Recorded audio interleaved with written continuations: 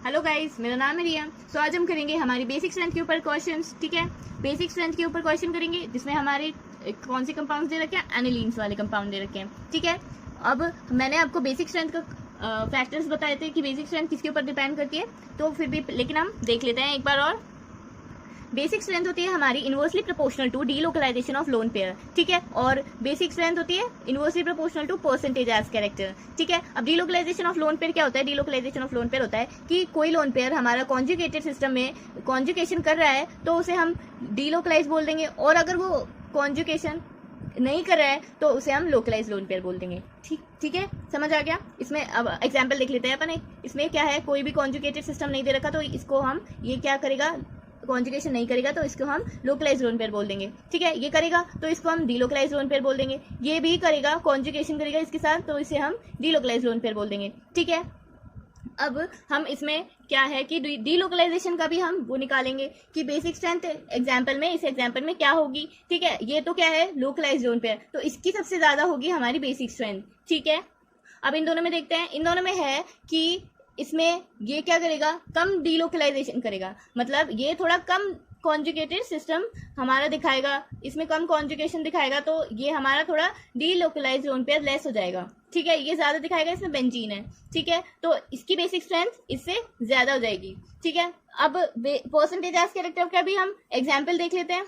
ठीक है, इसमें दे रखा है हमारा नाइट्रोजन, इसमें क्या है, लोन पेयर। आपको हाइब्रिडाइजेशन निकालना आता होगा, इसकी क्या हो जाएगी, हाइब्रिडाइजेशन sp2 हो जाएगी, इसकी क्या हो जाएगी, sp। ठीक है, अब बेसिक स्ट्रेंथ का हम कंपैरिजन करेंगे तो क्या हो जाएगी, बेसिक स्ट्रेंथ इसकी ज्यादा हो जाएगी, इसमें परसेंटेज एज कैरेक्टर कम है तो इसकी बेसिक स्ट्रेंथ ज्यादा हो जाएगी, इसमें इसकी बेसिक स्ट्रेंथ कम हो जाएगी क्योंकि इसमें बेसिक परसेंटेज एज कैरेक्टर ज्यादा है। अब हम क्वेश्चन पे वापस आते हैं।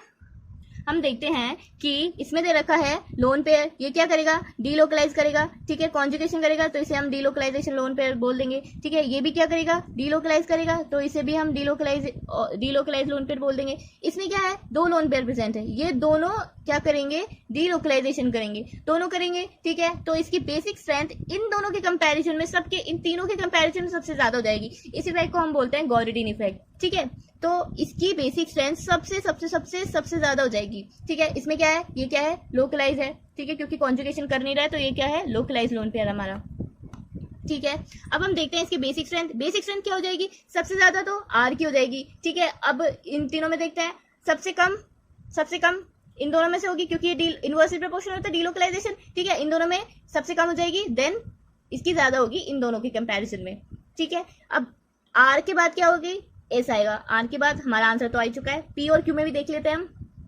ये क्या करेगा, अच्छे से कॉन्जुगेशन करेगा क्योंकि रिंग में प्रेजेंट है। ये क्या है, बाहर से आएगा और बाहर से कॉन्जुगेशन करेगा, इसको बेंजीन की कॉन्जुगेशन को डिस्टर्ब कर देगा। ठीक है, तो ये इतना अच्छे से डीलोकलाइज नहीं हो पाएगा, तो ये हमारा क्या हो जाएगा, लेस डीलोकलाइज। ठीक है, लेस डीलोकलाइज तो क्या हो जाएगा, बेसिक स्ट्रेंथ क्या हो जाएगी, ज्यादा हो जाएगी। ठीक है, तो क्या आंसर आ गया हमारा, RSPQ is the correct option. ठीक है, नेक्स्ट क्वेश्चन देखते हैं। नेक्स्ट क्वेश्चन दे रखा है हमारा, इसमें हम निकालेंगे हमारा हाइब्रिडाइजेशन। अब हाइब्रिडाइजेशन निकालेंगे, इसका लोन पेयर है नाइट्रोजन का, तो इसमें क्या हो जाएगी, sp हाइब्रिडाइजेशन हो जाएगी। इसमें भी लोन पेयर है, इसके क्या हो जाएगी, हमारी sp2 हाइब्रिडाइजेशन हो जाएगी।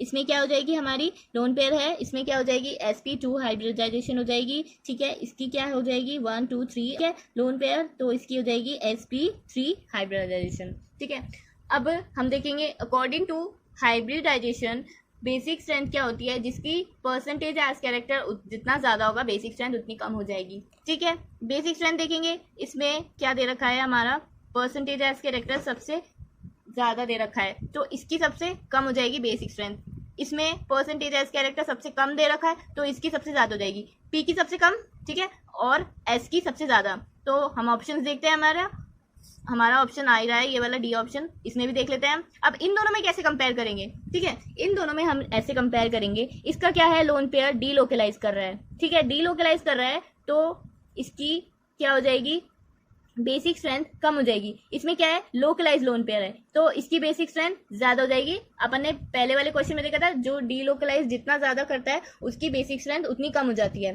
ठीक है, पी और क्यू में कौन ज्यादा हो गया, क्यू की ज्यादा हो जाएगी। ठीक है, तो हमारा करेक्ट ऑप्शन क्या हो गया, D is the correct option. अगर आपको कंसेप्ट समझ आया हो, वीडियो अच्छी लगी हो तो आप हमारे चैनल को सब्सक्राइब कर सकते हैं। धन्यवाद।